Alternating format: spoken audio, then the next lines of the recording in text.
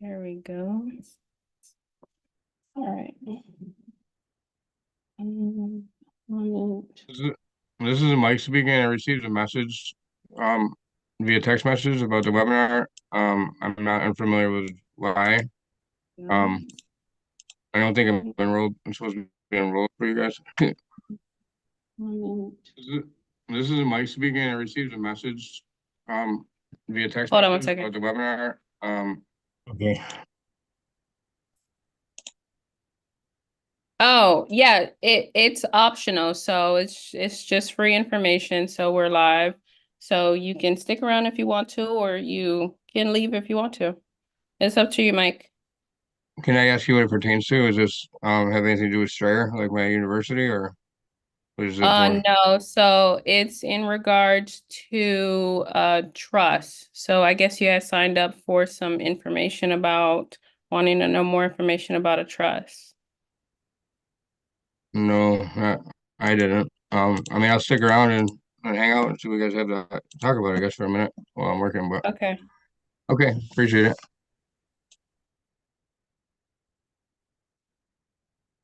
All right, guys. So anyway, so we're going to get started. So welcome to the Wealthy Trustee webinar. So we are going to talk about how to actually build wealth utilizing a trust entity, okay? So a lot of you guys have heard the term trust, or you have, you're either familiar with trust. So we are going to be diving into that entity and learning more about what it's all about, okay? So I am actually going to go through a short webinar presentation, and then after that, we are going to open up the floor for any Q&A. So any questions that you guys might have on the information that I shared tonight. So I want full participation. So if you guys could come on camera, I would love that. So I don't feel so by myself over here. All right, so let's see who we have in the house. We have iPhone 13 Pro. Okay, cool. A couple of iPhones. Abdul, James, Joe, Joanna, Ken, Kevin, Marcy, Mike, Ronald, Seven, Timothy, Izzy, Yolanda, Zoom, Bianca. So come on in, come on in. So anyways, we're going to get started now. So let me introduce myself. My name is Christina Yvette. So I am a trust strategist, you guys. I have been a trustee since 2015. And the way that I became a trustee was by way of real estate. So I was actually a registered nurse, and I was a registered nurse for a total of 8 years. But at that point in time, I was a registered nurse for 2 years.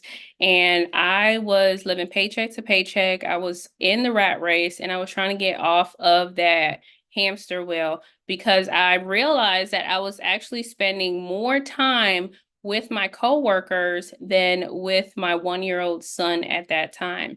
And so I knew that I had to get a second stream of income in order for me to at least take a step towards financial freedom. So with that being said, what I did was I went to a seminar. It was a 3-day seminar, and they taught us a little bit about how to actually flip houses.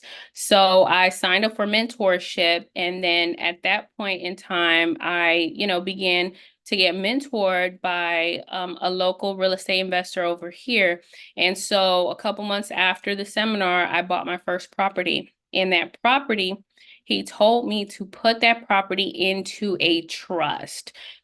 The reason being is because I was young, I was 25 years old, and because that property was being flipped and renovated, anything could have happened to it, right? So a subcontractor could have got hit by a hammer, could have stepped on something, could have got injured, anything could have happened. And I didn't want to put myself in a position to where they could sue me and take the property away. So I had to protect myself, and I had to also protect that asset. And so that's why I end up putting that property into a trust, and I have been operating within trust ever since. Okay. So now what we're gonna do is we're gonna get started with this short presentation. All right, let's see here. Ooh, hold on one second. Let's pull these slides up. There we go. All right.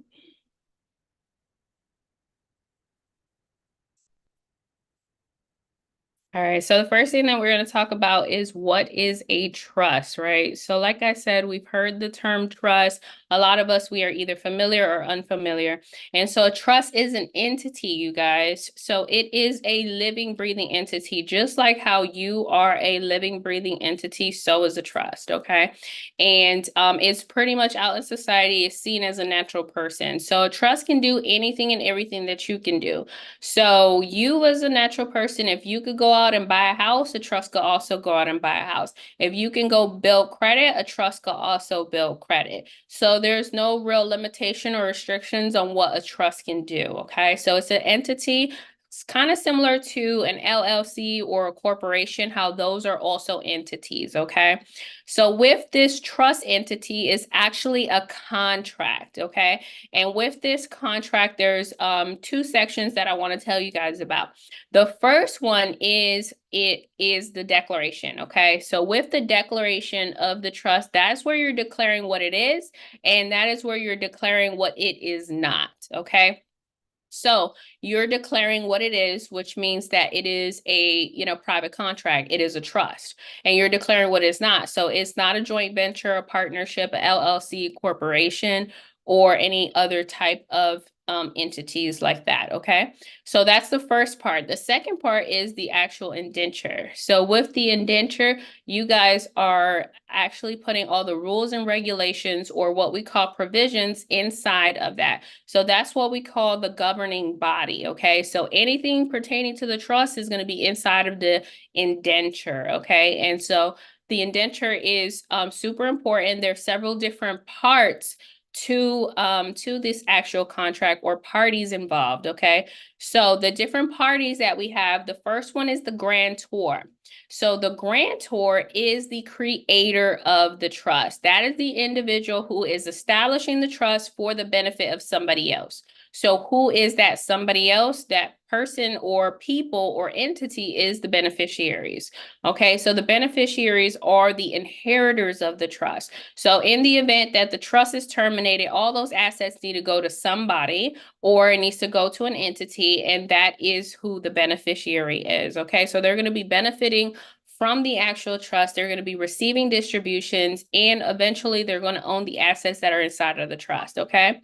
So with the grantor, like I said, another term for grantor is settlor or trustor, okay? You might hear those when you're doing your research. And so with the grantor, they establish the trust, and then they fund the trust, okay? So they are going to put what we call, they're going to add value to the trust, okay? The next party involved is the trustee. So the trustee of the trust is the person who controls the trust. So they are operating the trust on a day-to-day basis. They are what we call the fiduciary. So they have all the power and all the control to be able to maintain those assets that are inside of the trust, okay? So if you're setting up a trust, you definitely want to be the trustee. So there's different types of trust. There's hundreds of types of trust. So you need to choose the best trust for you and your family and your business or your organization. So there's a few different types that I want to tell you about. The first one is express versus implied. So an express trust is a written trust. So that is that contract that we are familiar with, where it's in black and white and it's in writing. And implied means that it's an oral trust, okay? So that means that with the oral trust, you have an oral agreement between two individuals, okay? So out of those two trusts, you definitely want to choose an express trust because you want it to be written. So after that, you have what we call statutory versus non-statutory, okay? So with a statutory trust, that means that it has all of the state statutes and codes. So all of the laws that are in that state where you actually create that trust are embedded inside of the trust. So that means that the state can actually regulate that trust. That trust most likely is registered in the state, and with that type of trust, you can only use it in the state that it was created, okay? On the contrary, you have non-statutory. So with the non-statutory trust, it's operating under common law jurisdiction. And so there's no state statutes and codes. So whatever state where you set it up, they are not going to actually regulate that trust. And you can use it in all the states that have a common law legal system. So that means you can use it in the whole country and US territories, okay? So that's a beautiful thing. And also with that type of trust, it's usually not registered with the state. So it means that it's private, okay? Which is a beautiful thing. The next one is simple versus complex. So with a simple trust, it is shorter in nature and the trustees are required to give distributions. With a complex trust, it's longer, there's more rules, regulations, provisions, and the trustees are not required to give distributions. And then the next one I want to tell you guys about is revocable versus irrevocable. So every single type of trust is either revocable or irrevocable. So with a revocable trust, that means that the grantor, right, the creator of the trust, they have what we call revocability, okay? So what that means is that if they were to put property into the trust, they could revoke or take it back, right? If they were to actually, once they set up the trust, they can terminate the trust whenever they wanted to. They can also remove the trustees and beneficiaries if they wanted to, and they can make changes to the trust, right? After the trust is established, so they can make amendments, okay? So that is what we call a revocable trust. Because it can be changed by the person who created it, that means that the creditors of the grantor can actually come after the trust, okay? Which means that your assets are not fully protected. And if that trust was to end up in litigation where there's a lawsuit, the judge can decide to pierce through that trust. So if they pierce through the trust, that means that now you have to produce the trust in court, and it's going to be a part of the public records now, which means that everyone's going to know of the existence of the trust and the assets that are in the trust, as well as the beneficiaries and the different parties involved in the trust, okay? So that is with revocable. With an irrevocable trust, it's kind of the opposite. So that means that the grantor has irrevocability. So that means that the grantor cannot terminate the trust if they wanted to, once it's established. And if they had appointed a trustee and beneficiaries, they cannot remove the trustees or the beneficiaries. They cannot make any changes or amendments to the trust. And if they put any property inside of the trust, they cannot take that property out. So the trustee would actually have to sell the property back to them, okay? So with that being said, because it's irrevocable and it can't be changed by the person who established it, it's actually seen as a fully protected trust, which means that the creditors of the grantor cannot go after that trust. And if that trust was to end up in litigation, the judge will not pierce through that trust because it can't be changed by the grantor. So that is something to take into consideration. So now let's talk about the different steps that you need to take in order to actually create a trust. So I just told you about some different, categories when we're talking about trust, right? So the first thing you need to do is you need to, one, do your research and your due diligence, and you need to figure out which type of trust is best for you and your family, right? And so once you've determined which type of trust, either revocable or irrevocable, then you're going to begin to create that trust, okay? So when you're creating the trust, the first thing that you want to do is you want to name the trust. So one thing when you're naming the trust is that you don't want to name the trust after yourself, because the whole point of you actually establishing this trust is for privacy. And so you don't want to name the trust. If your name is John Doe, you don't want to name the trust John Doe, because then people are going to know that you're associated with that trust entity, right? So you want to choose a name that is not going to, trace back to you or link to you in any way. Some people decide to use their last names, which is okay, just because last names are so common and popular, but don't use first and last name because it's a dead giveaway. Another thing is that you do not have to have the word trust in the actual name, okay? So it could be, Happy Day Estate, right? So it doesn't have to have the word trust in it. So now that you've determined the name of the actual trust, then what you want to do is you want to appoint the different parties involved, okay? So you need to appoint a grantor. That is the person who establishes the trust. You need to appoint a trustee. That's the person who's going to control the trust on a day-to-day basis. And then you need to appoint beneficiaries. Those are going to be the inheritors of the trust, right? So with the grantor, if you are creating a revocable trust, then you are going to be the grantor and the trustee, right? But if you're creating an irrevocable trust, which is what we call that bulletproof trust, the best type of trust, you can't be both. So you cannot be both the grantor and the trustee. So you have to choose one position. So you want to choose the trustee because that is what's going to give you all the power and control. And you're going to appoint someone else to be your grantor. That person can be a next of kin, right? So that could be a parent, a grandparent, a neighbor, a best friend, a sibling, okay? Someone who is not going to directly benefit from the trust, okay? So that's the grantor. The trustee is going to be you. So you're going to appoint yourself to be the trustee. The beneficiary can be either another trust or entity, or it can be your children, right? So those are your children, your spouse, or whoever you want to inherit the assets that you're putting inside the trust.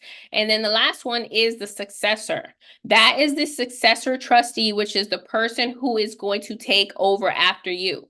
You have to understand that this trust that you're setting up, this trust is going to outlive you. So because it's going to outlive you, you want to make sure that you have a successor in place in the event that something happens to you. Meaning if you become incapacitated, if you expire, or if you just decide to resign, then someone needs to take over and continue to operate the trust. That is the successor. So the successor has to be at least 18 years of age or older, and they have to actually want to operate a trust, okay?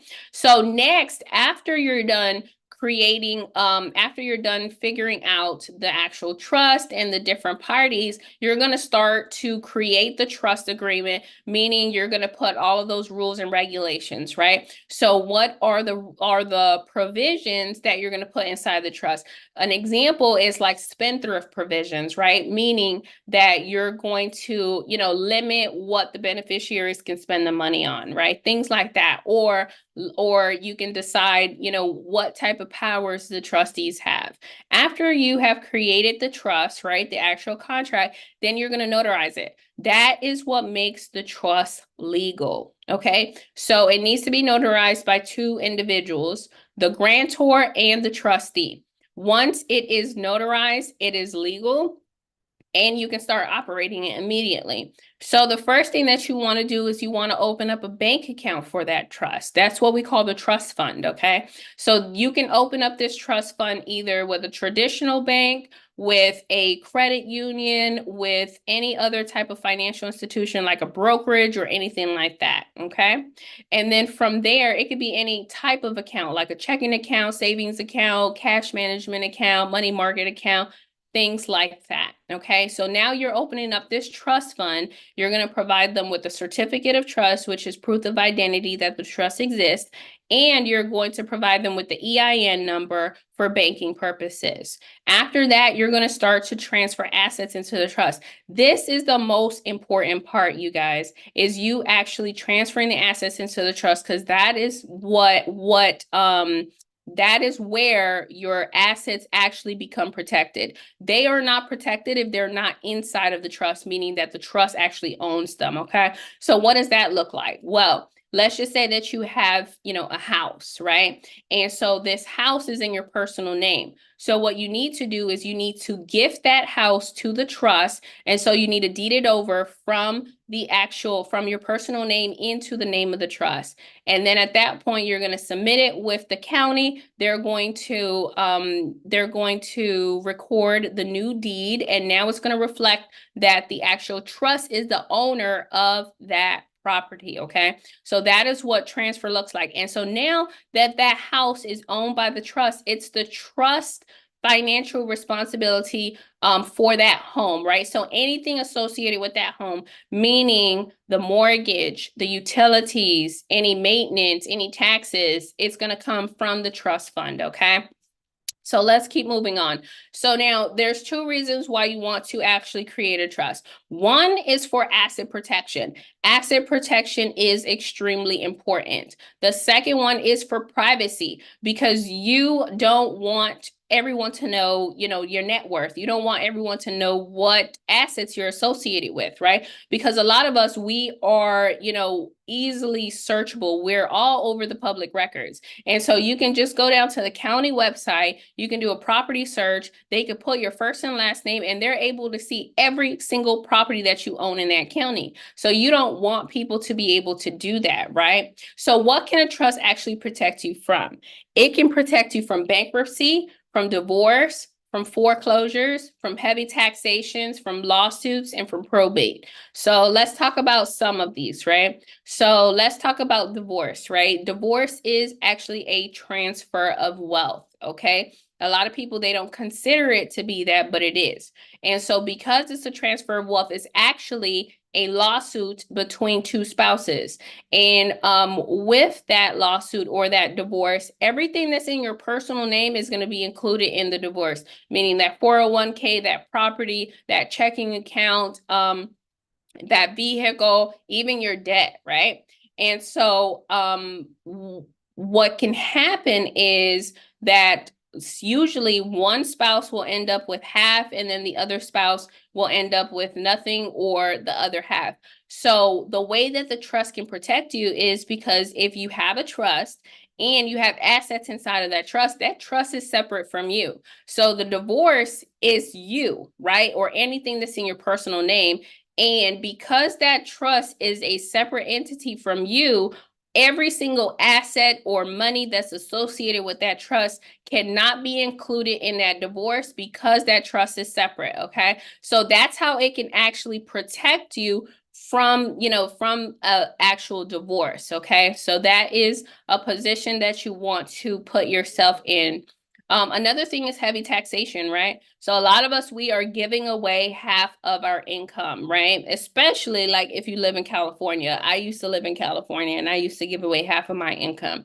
So thank God I'm back in Florida and I don't have to pay state taxes, right? So with heavy taxations, we're giving away half of our income and we don't want to do that. We actually want to reduce our taxes so that we don't pay, so much, so that with the amount that we're saving, we can actually allocate those funds to another asset, to us acquiring asset, to us being able to build wealth faster because we don't have to give so much money away, okay? So a trust can actually protect you from that. It depends on the different type of trust. So within our structure, we use what we call a 508c1a, which is a faith-based organization. And what you can do is you can actually donate up to 60% of your income to the actual trust, which means that now instead of you actually being taxed on 100% of your income, you're only going to be taxed on 40% of your income, right? So you're going to be saving thousands and thousands of dollars utilizing that type of trust if you want to reduce taxes, okay? And we'll talk about that in just a minute. Next is lawsuits, right? So with lawsuits, let's just say that you own a business, right? And that business is an LLC, a limited liability company, right? Well, limited liability, right? LLC stands for limited liability, which means that you have some form of liability, right? A lot of people think that the actual company has full liability, but they don't, right? And so you have some form of liability, which means that if somebody decided to sue your business, then what could happen is it will go, it'll go to court. And then if you end up losing that judgment or that court case, then there's going to be a judgment on your business. If your business can't fulfill that judgment, what could happen is the judge can pierce through that corporate veil and go after you personally because you are liable for the business, for the company, for anything that happens.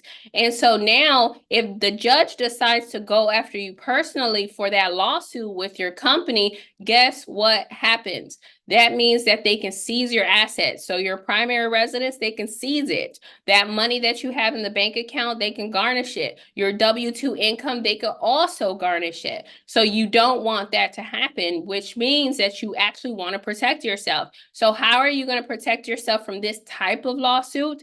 By actually not having that business in your name, right? Because with that company, you are either the authorized member or a shareholder, or you have some type of ownership interest in it. So what you need to do is you need to remove yourself as the owner of that company, and then you need to put the business trust as the owner of that company. So now that you have a business trust in place, that actually is going to act as a holding company, and it's going to hold that LLC for you. So now, in the event that that LLC or that corporation is sued, they're going to go after the trust. They're not going to go after you, which means that you have a layer of protection between that company and you. So that is the position that you want to be in. You do not want to wait until somebody is suing you for you to protect yourself from a lawsuit. I've seen it so many times, and especially here in America where it's a sue-friendly country, right? So number 6 is probate, you guys. Probate is absolutely inevitable. We're all going to end up going into the probate process, right? Into probate, if we have assets in our personal name. And probate is not a situation that you want to put your family in, right? So you know that you want your children to inherit your assets, right? But what you need to do is you need to have your affairs in order, because if you don't have your affairs in order, then they're going to end up in probate, right? So let me give you an example, right? So let's just say that you have assets, right? You have you have your primary residence, which is in your personal name. You have a bank account with 6 figures in it. You have a vehicle. You have also some debt, right? Like some student loan debt, some credit card debt, medical bills, right? So let's just say you didn't wake up tomorrow. If you didn't wake up tomorrow and you only had a will in place, right? A will is a wish list, you guys. So a will cannot own anything. So on the will, all you're doing is saying, I wish that my daughter will get my house. But ultimately, it's going to be up to the judge if that happens, right? If your daughter or your son or your spouse gets your house, right? So back to the example, right? If you have all of these assets and you had a will, then you're going to end up in probate. Your estate, right? Your children's inheritance is going to end up in probate. So what happens is, because you didn't create your own estate while you were living, you left it up to the state where you live, right? So let's just say that you live in, Georgia. Well, now you left it up to the state of Georgia to be able to now create an estate for you. And so now they're going to create a revocable estate, and they're going to name it after you, right? So the John Doe Revocable Estate, okay? And so now what's going to happen is all of your assets are going to go inside of this estate, okay? So that car, that house, the money that you have in your bank account, right?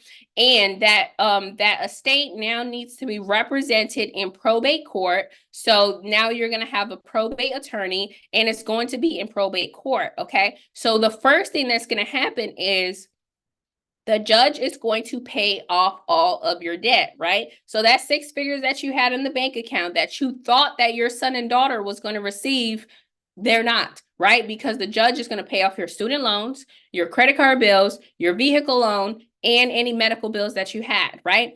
And if that money is not sufficient, then guess what? They're going to start selling your assets in order to pay off those bills, okay? So whatever is left, right, after they start to pay off the debt, then the probate attorney has to take his fees, and the probate court has to take their fees. All of that is deducted from your estate. Whatever the leftovers are, if there is any leftovers, is what your children get.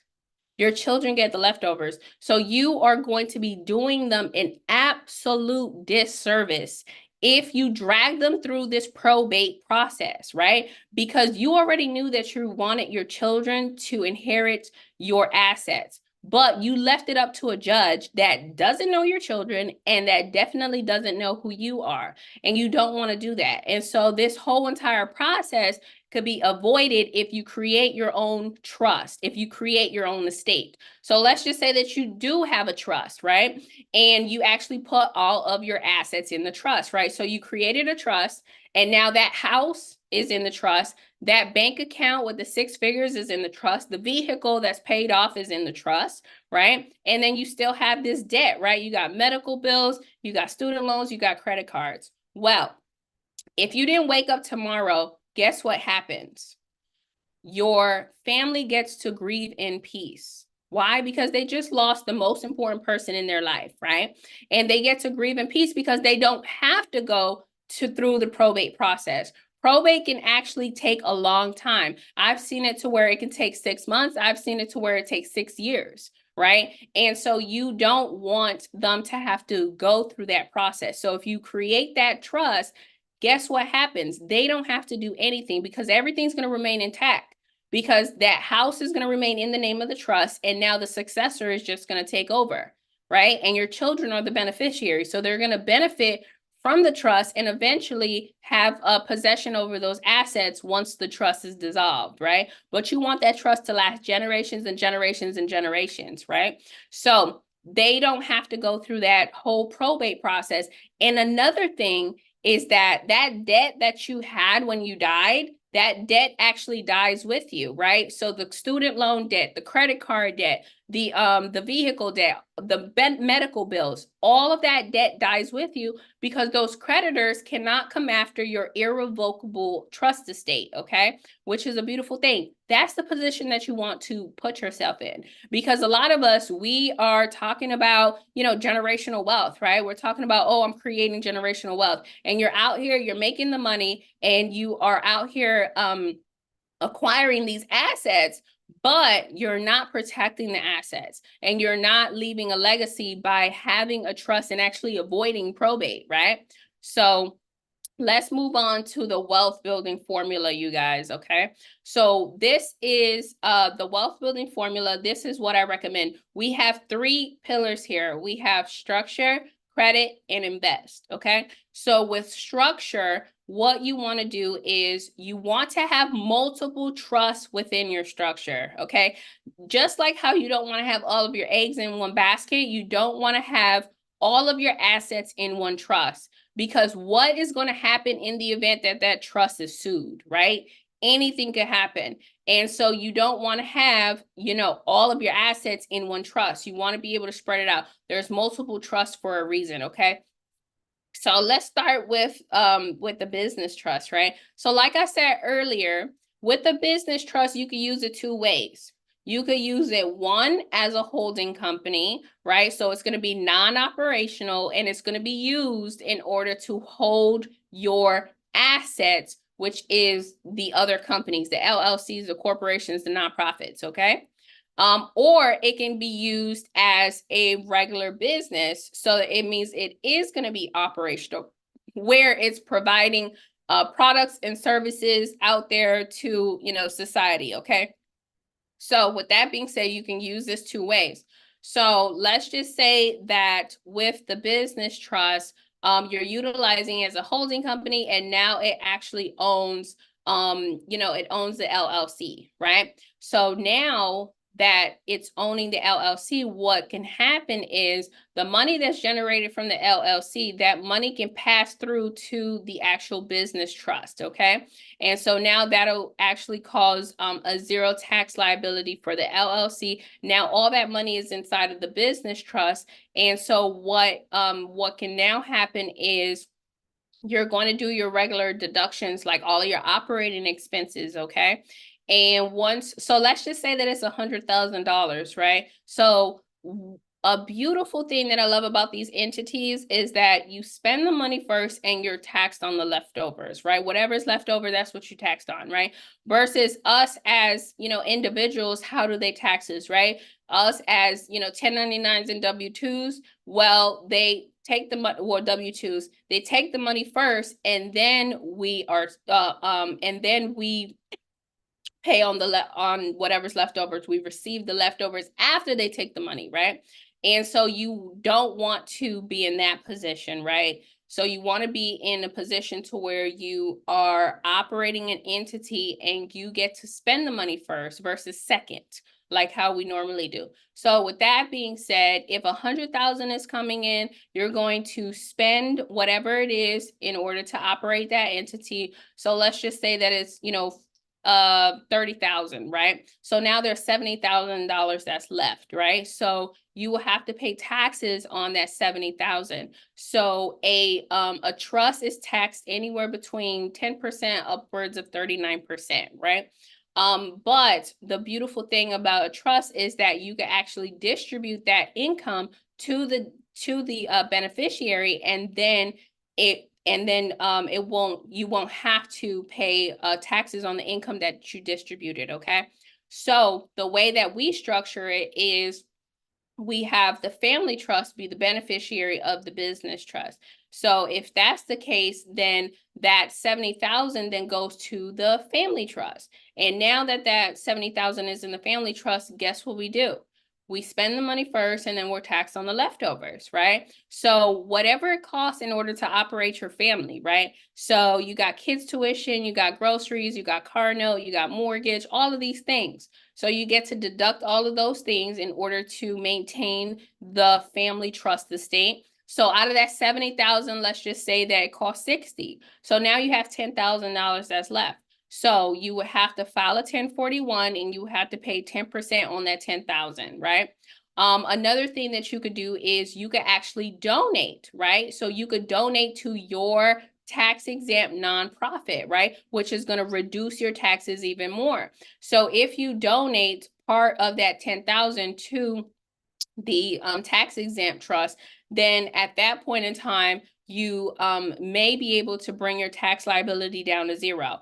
And then once that money is inside of the tax-exempt trust, then you're done paying taxes. So whatever you donate, let's just say you donate, 8,000 out of that 10, then you're not going to pay taxes on that 8,000 because it was received by the tax-exempt trust as a donation, okay?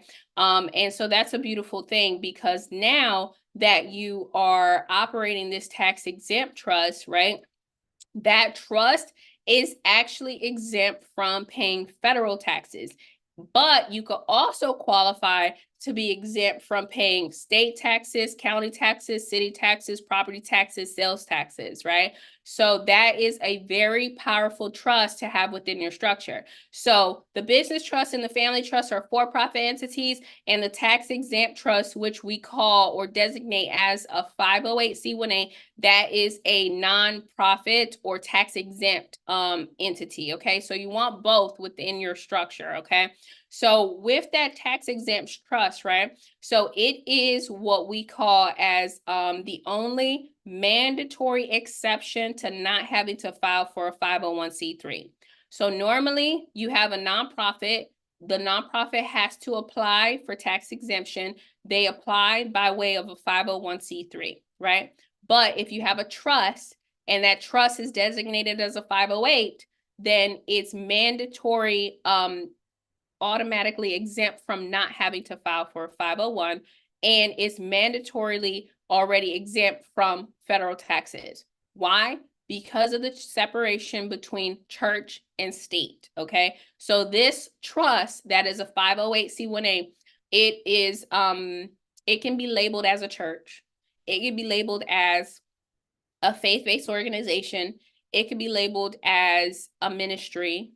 So there are several different, terms that you can use with this type of entity, okay?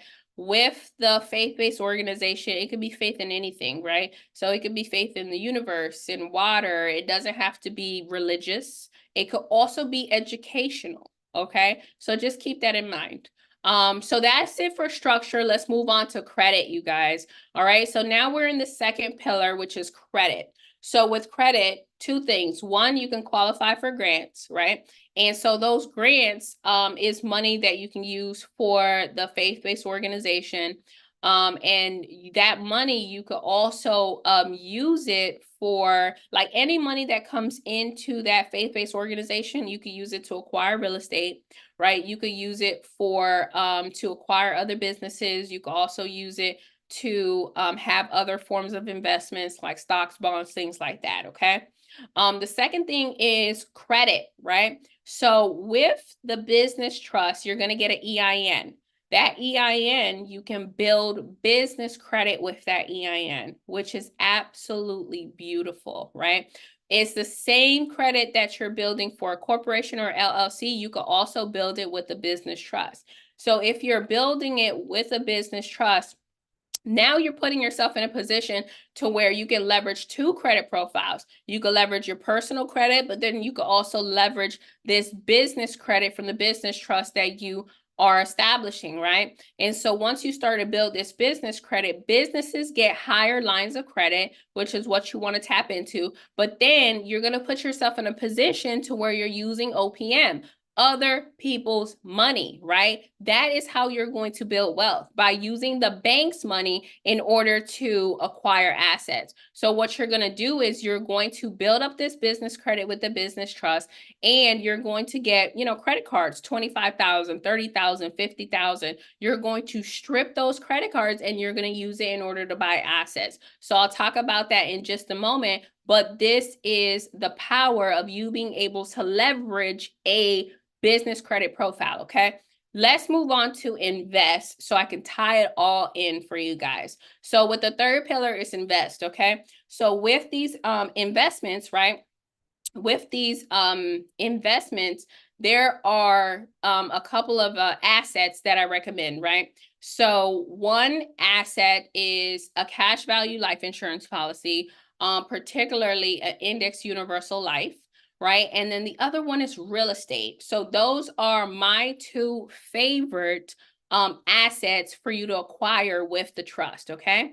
So with that being said, what's going to happen is you're going to have the trust actually be the owner of the insurance policy, the payer of the insurance policy, and the beneficiary of the insurance policy. So let me break down this actual policy, right? So a lot of people, they think that insurance is supposed to be utilized when they're dead, right? So they go out and they insure their life, they get a life insurance policy, and then they tell themselves, okay, my kids are going to get $500,000 or $1 million when I die, right? But insurance is actually supposed to be utilized when you are living. And a lot of us, we don't tap into these living benefits that these insurance policies have, right? So with this particular policy, one, it is seen as an asset. It is seen as a liquid asset. It is actually tax-free, right? So your money is going to be growing tax-free. They're not going to tax it, right? As long as you stay within those guidelines, right? Within the MEC guidelines, right? And then it is like I said, it's liquid, right? So the insurance company, they actually consider your policy to be an actual asset, okay? And so with this policy, it's going to build cash value. So you're going to have a bucket in there that's going to have cash value. So whatever cash you're putting into it, if it's a whole life policy, then it's going to be actually earning compound interest at a at a manageable steady rate, right? So usually it's like 3-4%, something like that, right? So it's fixed. With an index universal life, it actually mirrors the market, right? So whatever the market is doing, let's just say the S&P 500 is doing 9-10%. Then what the insurance carrier is going to do is they're going to match the market and give you that type of interest or return on your cash value, right? So if you have $100,000 inside of your cash value and the S&P 500 is doing 9%, they're going to give you 9%. They're going to match it and they're going to give you 9%. So that money is now going to be compounding, right? Which is the position that you want to put yourself in. You want to put yourself in a position to where you are paying yourself first, okay? A lot of us, we don't do this. We definitely do not pay ourselves first. And so let me actually break down what that means, right? So normally what happens, right? It's Friday, we're about to get paid, right? We just got paid. And so what has happened, right? Well, the IRS already took their cut from our paycheck before we even see our paycheck. We already did our 401 contribution. The Social Security already took their cut. Medicare already took their cut, right?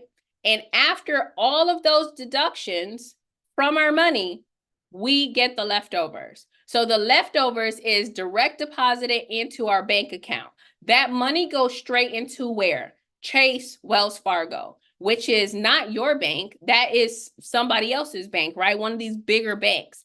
And so now you're actually paying Chase and Wells Fargo because guess what they do with your money? They leverage it. They go out and give people mortgages and car loans on your money that you think is there, right? And so then what do you do with it, right? Well, the first thing that you do with your money, because let's just say you just got $5,000, right? Direct deposit into the account. You pay your mortgage or your rent. You put groceries, you pay the utilities, you put gas in the car, you pay the tuition, you pay, your car note. Those are the things that you do. So you're paying everybody else first, right? You're paying the mortgage company first. You're paying the utility bill first before you pay yourself first.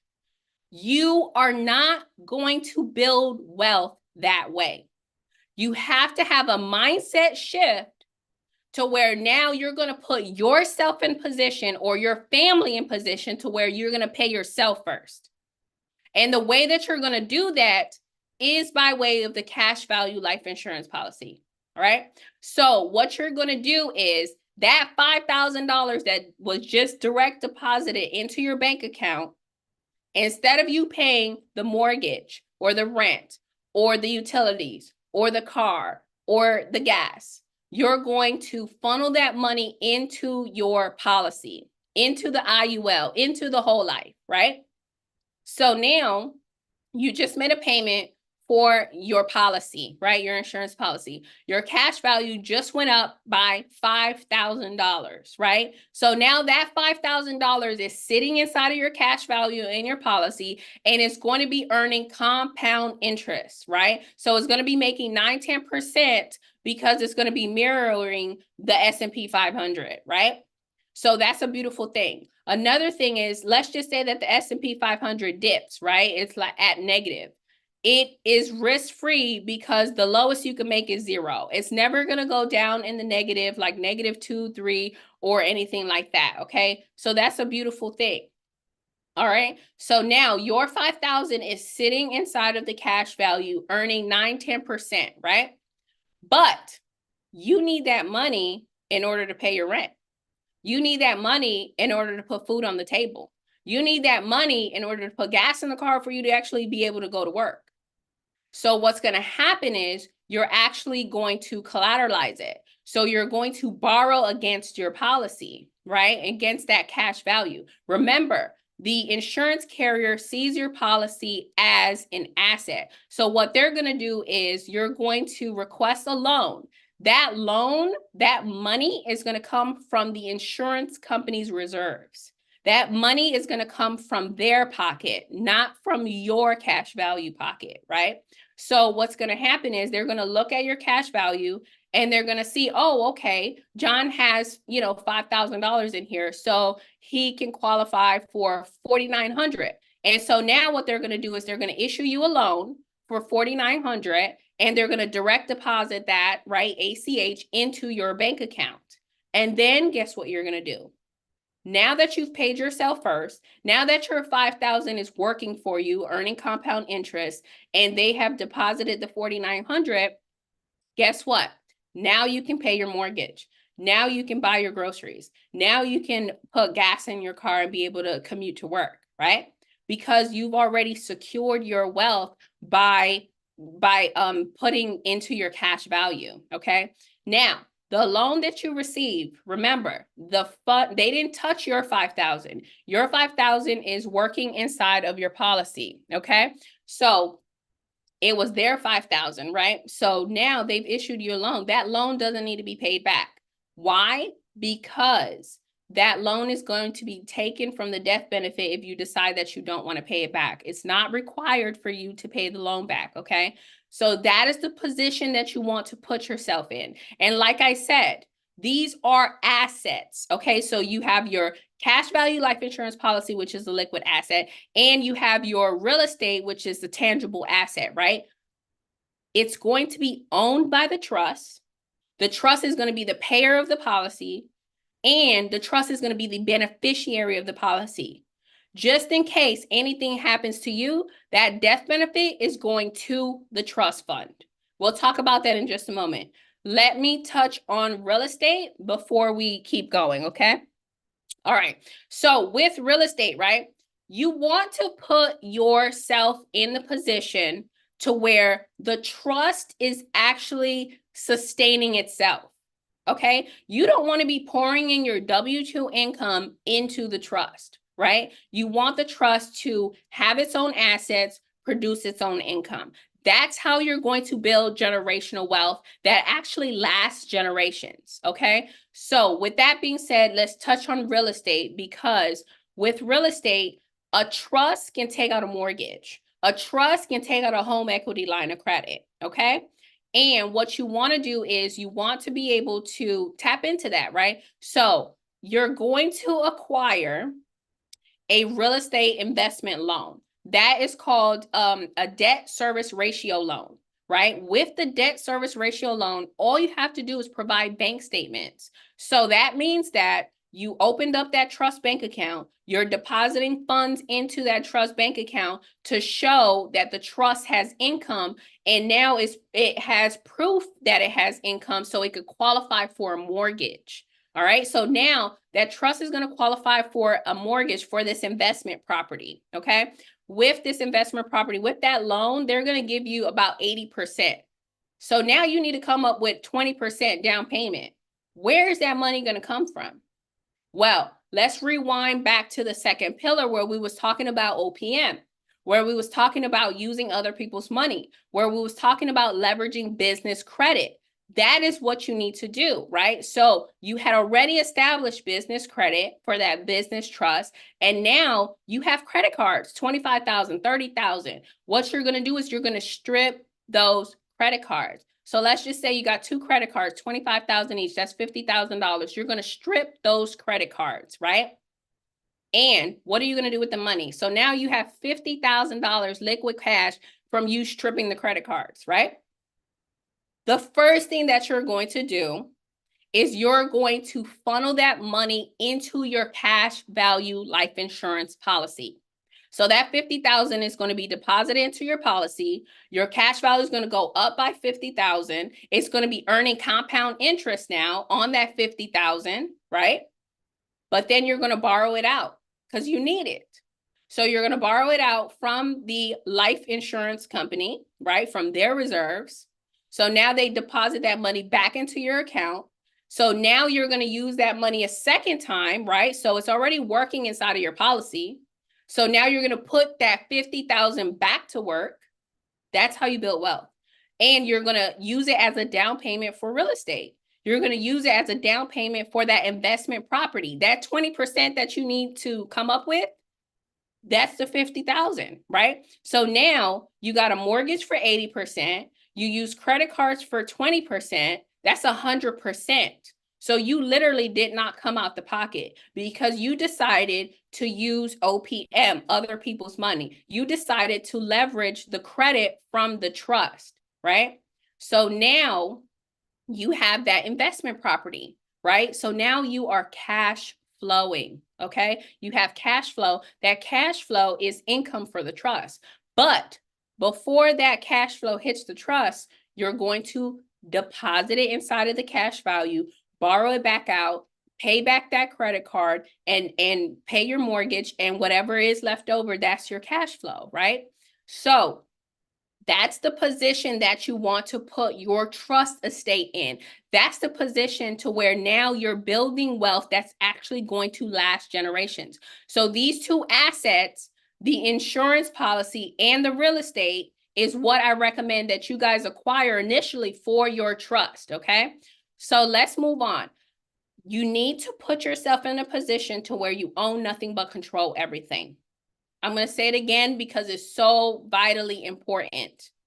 You need to put yourself in the position to where you own nothing but control everything, okay? That is the definition of stewardship. You need to be a good steward of your wealth, okay? That is what's going to benefit you and your family ultimately, okay? Right now, you're operating in ownership, to be honest with you, right? And so what does that look like? Well, you have this primary residence, right? You have this house. This house is in your name. You are so proud to be the owner of this house. But one, you need to ask yourself, if I didn't wake up tomorrow, how is this house going to be transferred to my child's name? And we already went through that. They're going to have to be dragged through probate. It's going to be ultimately up to a judge, right? So you're operating in ownership, which is a problem, right? So you need to operate in stewardship. So you have to understand that that house is going to outlive you. If you didn't wake up tomorrow, that house is still going to be there. So what you want to do is you want to control the house while you're living, not own the house on paper. The house is going to be owned by the trust. You're the trustee. You're going to control the asset. Okay. So that is what stewardship is. Okay. So let's move on to the second thing, which is TCUs, trust certificate units. Okay. So when we're talking about TCUs, right, when we're talking about a trust, and we're talking about TCUs, trust certificate units, it's very similar to stock certificates, right? So stock certificates in a corporation, like a publicly traded company, it represents, ownership, right? It represents ownership interests. Well, in a trust, if you have TCUs, it represents what we call beneficial interests, right? Because we don't use the term ownership when we're talking about a trust, because a trust is a living entity and nobody can own a living entity. No one can own you. You're a living entity. No one can own me. And the same thing falls for a trust. No one can own a trust, right? So you have, managers and fiduciaries and trustees and stuff, right, that manage it. So with that being said, your beneficiaries are going to be trust certificate unit holders, right? And so the TCUs that they have is going to represent their beneficial interest in the trust. So your trust is going to create 100 trust certificates. Let's just say that you have 5 beneficiaries and you want to distribute equally. So you're going to give 20 TCUs to each beneficiary. So now it's going to represent, if you're giving me 20 TCUs, it's going to represent that I have 20% beneficial interest in the trust. If the trust is worth $1 million, that means I have $200,000 worth of beneficial interest. If I decided that I wanted to walk away from the trust today, guess what? The trustee has to cut me a check for $200,000 or give me the equivalent assets of that amount, okay? So that's what TCUs are. So when we're talking about transfer of wealth, you need to be talking in terms of this, right? So if you have everything that's owned by the trust, right, there's no transfer that needs to happen because everything's going to remain intact, right? The house, the cars, the money in the bank, everything's going to remain intact and your TCU holders are going to benefit, okay? Let's talk about preservation. So with preservation, right, a lot of us, we see it all the time to where you have these famous families, these celebrities, these athletes, right, that they acquire all this wealth, $100 million contracts, and the wealth doesn't even leave the first generation, right? It doesn't even last the first generation, let alone the second or third, right? So the second or third generation, they didn't make the money. So what did they do? They spendthrift. They spent the money, right? And so You need the proper tools in place in order to preserve the wealth. If you're talking generational wealth, you need to have two tools. You need to have a trust, right? That's the only way that your wealth is going to actually stretch that long. And you need to have the life insurance policy, because that is going to help with the preservation of the wealth. Okay, so let me break it down to you. So with the trust is going to take out a policy on every single person associated with the trust. Okay, so that means that the trustees, which is you, the co-trustees, and the beneficiaries, okay, and the future beneficiaries. So every single beneficiary that's born into the trust. Why? Because we just spoke about how the trust has all these assets, right? And so the trust has the liquid assets, the tangible assets, the monetary stuff, but then the trust also has human assets, which is you. You are a human resource for the trust estate. And so if anything were to happen to you or the beneficiaries, the trust would be in a detrimental situation where they're suffering a loss. And so the trust needs to be compensated for that loss, which means that the trust is going to receive that death benefit from that life insurance policy. So the trust is going to insure you. The trust is going to be the owner of your policy. The trust is going to be paying your premium. And in the event that you expire, the trust is going to receive that death benefit. So if anything happened to you and your death benefit was $2 million, that $2 million is going to go from the insurance carrier straight to the trust fund. That is the position that you need to put yourself in, okay?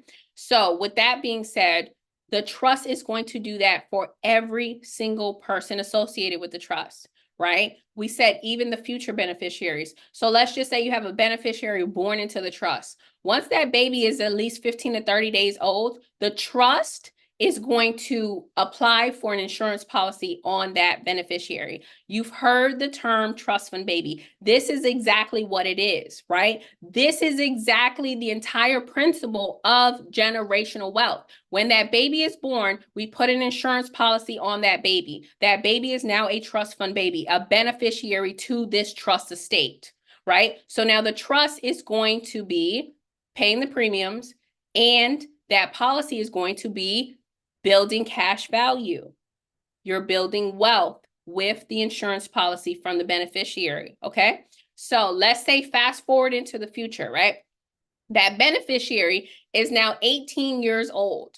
And so that beneficiary, it needs to buy a car, right? He needs to buy a car. He's going away to college. So he has tuition and books and all of these expenses, right? So normally what they are going to do is they're going to go out and take student loans, and they're going to go to a dealership and get a car loan, right? And so now they're going to be paying, $800 a month to the dealership, and they pulled their credit and did all this stuff. Or what they can do is they can go to the trust. They can go to the trust estate and they can request a loan, right? Because trustees and beneficiaries can receive loans from the trust and gifts, and they can also give loans to the trust, okay? So that beneficiary, instead of them going out to all these financial institutions and loan companies, they're going to go within. So they're going to go to the trust estate. They're going to request, let's just say $30,000, right? So now this $30,000, the trustee is going to cut the check, right? So the trustee is going to write a check, hand it to the beneficiary for $30,000. There's going to be a promissory note, right? And so that is, that is what is going to happen. And now the actual beneficiary, instead of them paying the dealership, they can actually pay the trust. So now the trust can actually earn a little bit of interest, right, from within. So now instead of them paying the dealership $800 a month, they'll pay the trust $400 a month, right? So that is significant. And now the trust is, is earning interest that way. Let's just say that that beneficiary decided to default on that loan and didn't want to pay the trust estate back. Well, that loan was actually a risk-free loan. Why? Because the money did not come from the trust fund. The money actually came from the beneficiary's life insurance policy. And remember, we learned that you can collateralize it, right? So you can borrow against your cash value. So that $30,000 is actually still sitting in the cash value, earning compound interest. But what the trustee did was the trustee borrowed against it and actually borrowed the $30,000 from the insurance company. So the insurance company deposited those funds into the trust fund. Then that trustee went ahead and wrote a check to the beneficiary. So that loan that the beneficiary defaulted on doesn't need to be paid back because it's going to be deducted from the beneficiary's death benefit. So once that beneficiary expires and that $2-3 million or more, that is their death benefit, is going to go straight to the trust fund. That is what preservation is. That is the only way that you're really, truly able to preserve the wealth that you're creating today. Okay, so those are, a lot of us, we don't think about that. We don't think about asset protection. We don't think about how we're going to transfer our wealth. We don't think how we're going to preserve our wealth. So we can't walk around here talking about generational wealth when we're not having the right tools in place. Okay, you need a trust, you need cash value life insurance policy. Okay, so these are the books that I recommend, you guys. So I recommend that you guys, tap into these books. So we have What Would the Rockefellers Do? That is a really good book that teaches you guys about how to actually utilize a trust and the policies, the cash value life insurance policies. The next one is The Art of Passing the Buck, Volume 1 and 2. So that teaches you about trusteeship and operation of a trust estate. The next one is Family Wealth. That also teaches you how to build a family office, right?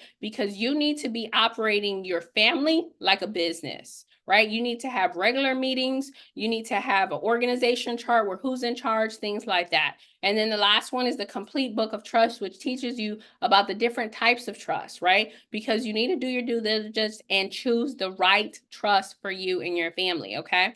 So let's keep going. So this is a short video that I want to show you about a trustee that took action on the information that I provided today. Well, kudos to you all. Again, Christina, it's been a wonderful experience. I've been looking at your videos on YouTube for a while, and there are a number of people offering trust these days, and I guess that's the big thing. Don't own anything, control everything. That kind of, I didn't say it correctly, but that is the sentiment. And so it seems like the playing field is being leveled now from the rich and people who weren't privy to this information. So thank you for being such a great asset to a community that didn't have this information. And you made it so simple. Thank you for the recordings. Thank you for the step-by-step instructions.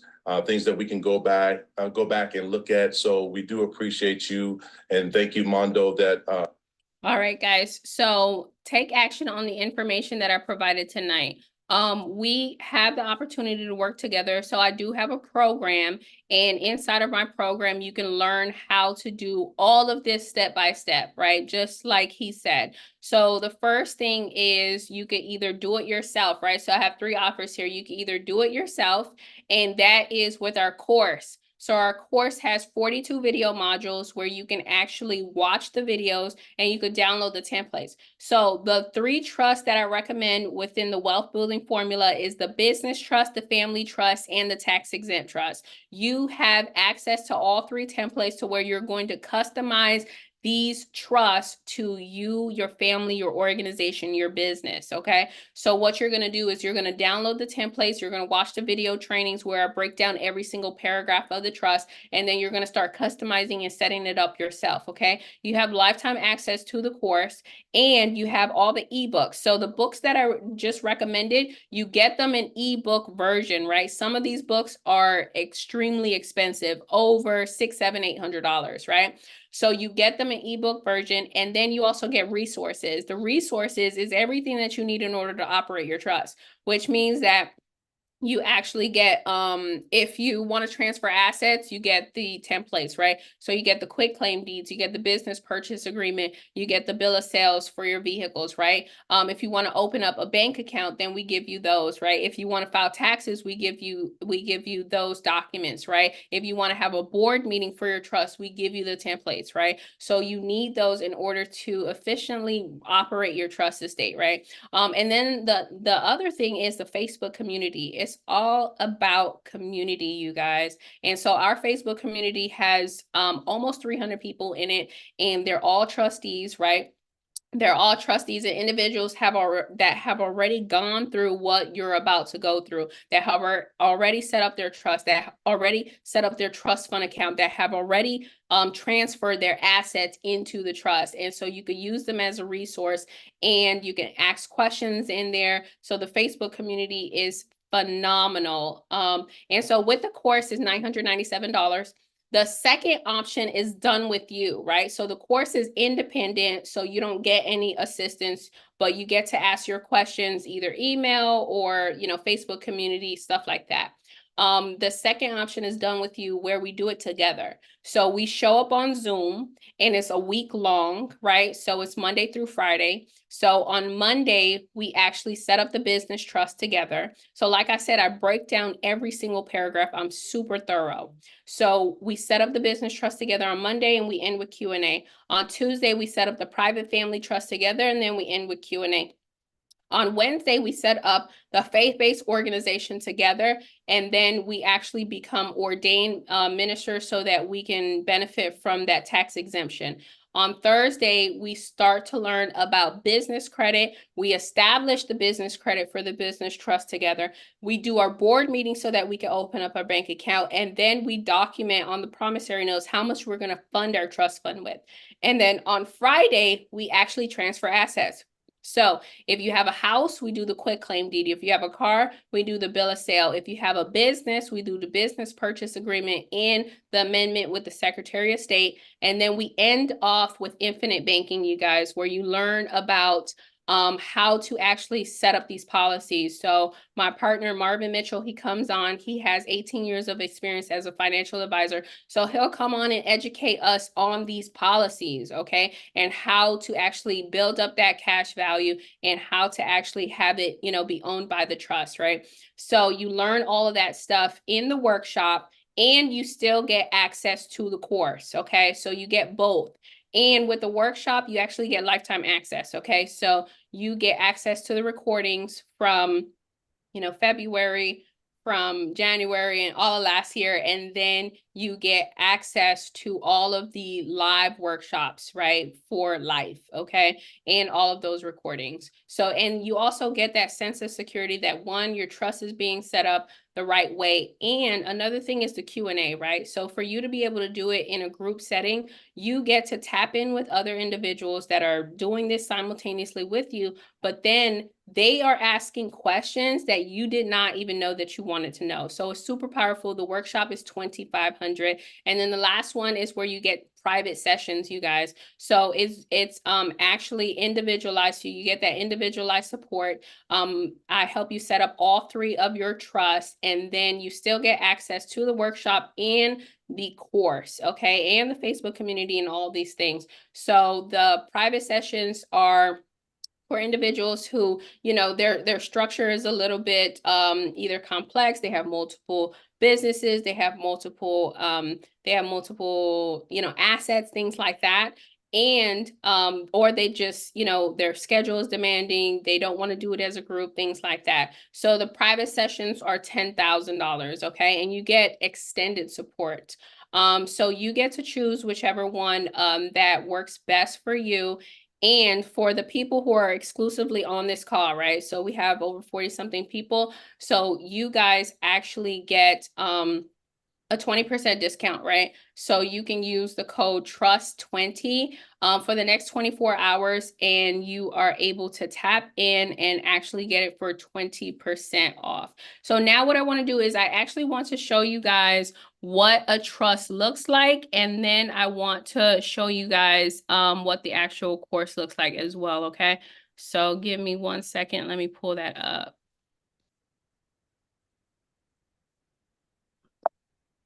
Let's see here. Outstanding. Thank you. Okay, let's see here. All right, so this is what the actual trust looks like. This is just an example of one of the templates that you'll get. So you see everything that's in red is what you're going to be filling out, you guys. So everything that's in red, name of the grantor, stuff like that, the establishment date, the name of the trust, the state, stuff like that. So this is what one of the templates look like, but you guys get 3 trusts, and you get it 3 for the price of 1, honestly. So that's an example. And then I want to show you an example of what the course looks like. So this is the actual course. Like I said, there's 42 video modules, okay? And so with the trust, you are, with the course, the first thing that you're going to learn is what a trust entity is. So what is a trust? The different parties involved, right? The grantor, the trustee, the successors, the protectors, the different types of trust, the benefits of it. Then you learn how to set up the tax exempt trust, right? So we go through the different parts of the actual trust. You learn how to apply for your EIN numbers. Then we do the private family trust, we do the business trust. Then we learn tax strategies, right? So that you can reduce your taxes, which is actually going to help you build wealth faster by putting that money somewhere else. And then we go into asset protection. That's the whole reason why you actually want to set up a trust, right? So you got to do an inventory of your assets so that you know what assets are going to go inside the trust and what assets are going to stay out of the trust, right?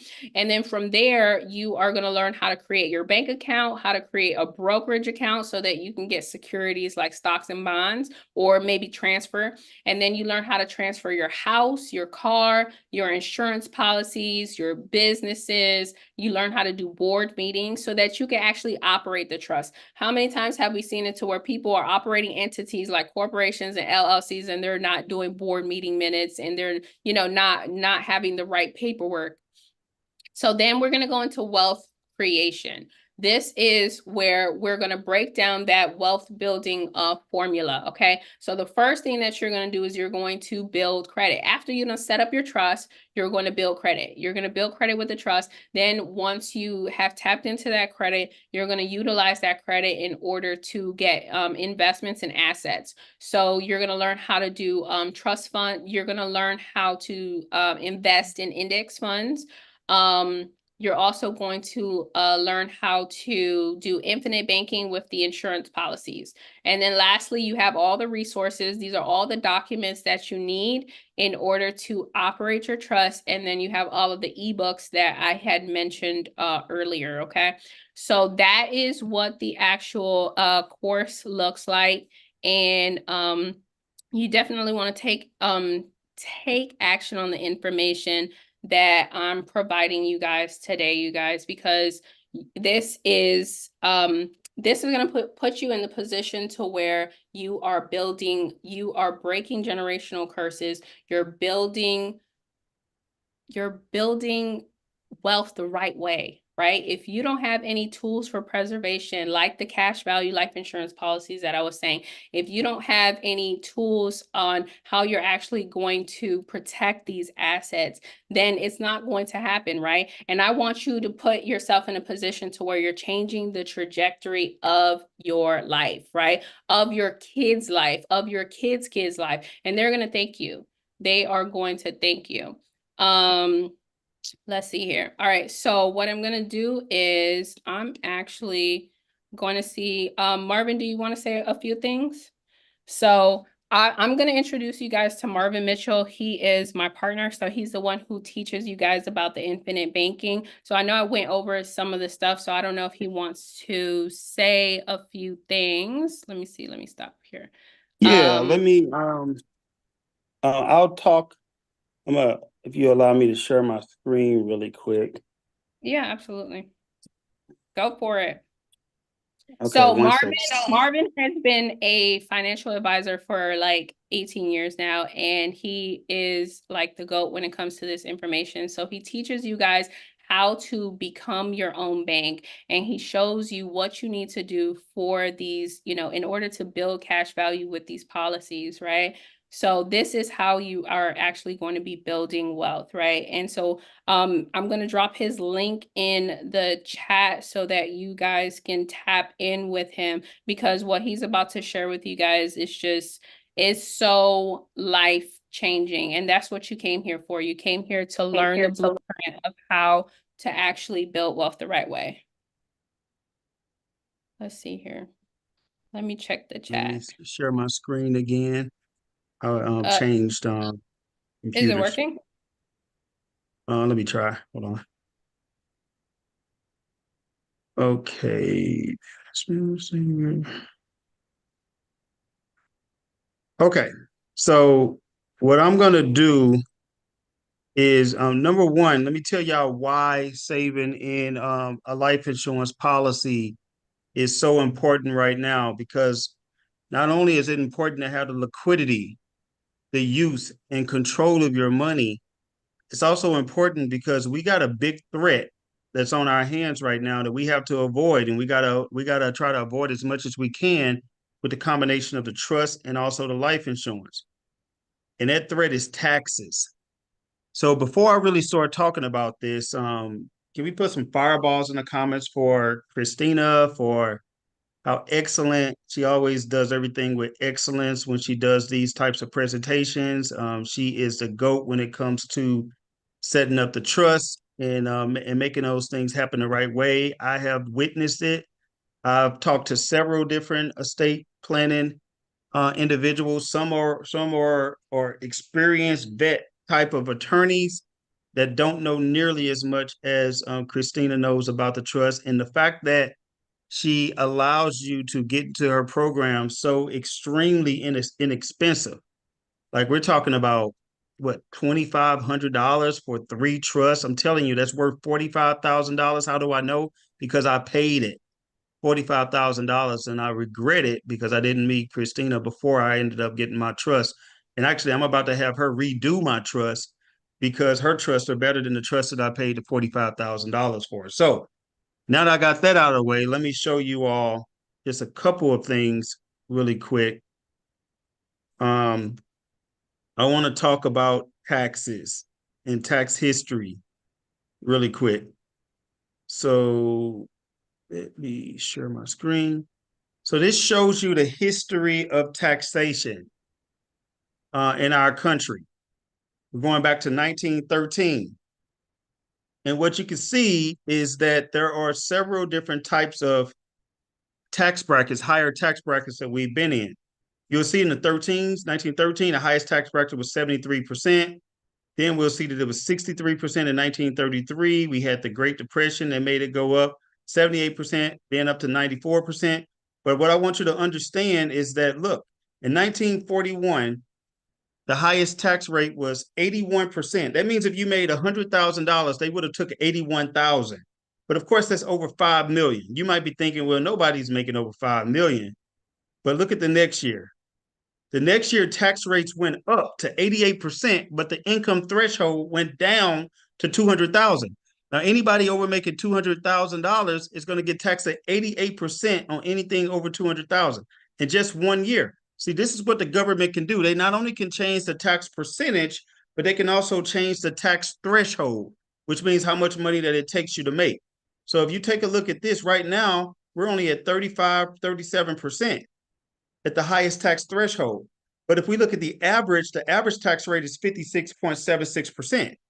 Now, when you think about the amount of debt our country is in right now, just take a look at this. This is the debt our country is in right now. We're $34 trillion. Can you all see that? $34 trillion, and it's still growing. That means every debt per taxpayer would have to pay $266,000 on each taxpayer just to get us out of national debt. Every U.S. citizen, including children, including babies, would have to pay $102,602 in order to get us out of debt. And it's still continuing to grow.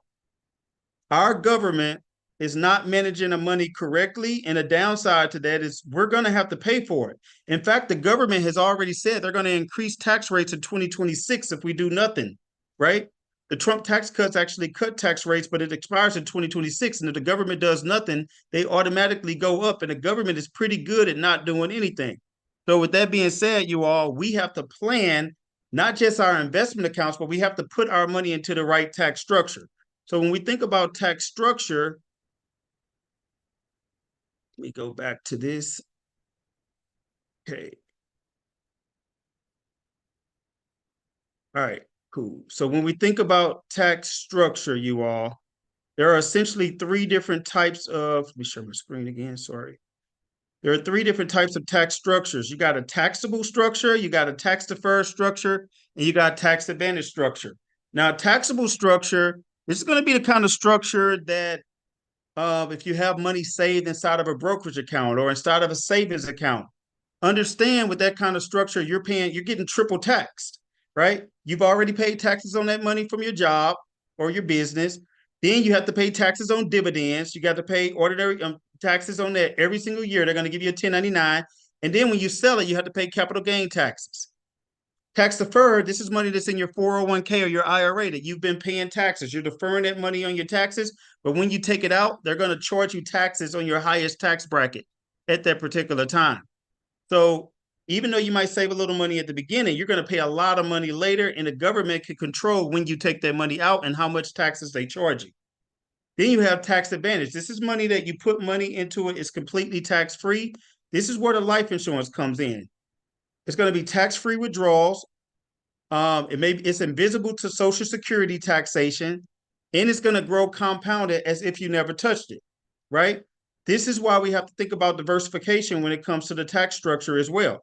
So what I'm going to show you really quickly is what's called a 10-minute lesson on life insurance. I'm going to teach you about life insurance more than you'll know. But the first thing I want you to understand is that there are three different types of life insurance that we want to talk about. You have whole life insurance, you have index universal life insurance, and then you have variable universal life insurance. Those are the three kind of permanent life insurance policies that we're going to talk about really quick. So let me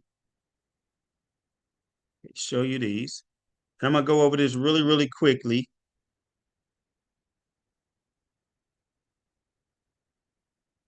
All right. Okay, cool. So these are the three different types of ways that life insurance work. The blue line represents whole life insurance. The red line represents variable or universal life insurance, which I don't like. Then the green line represents index universal life insurance.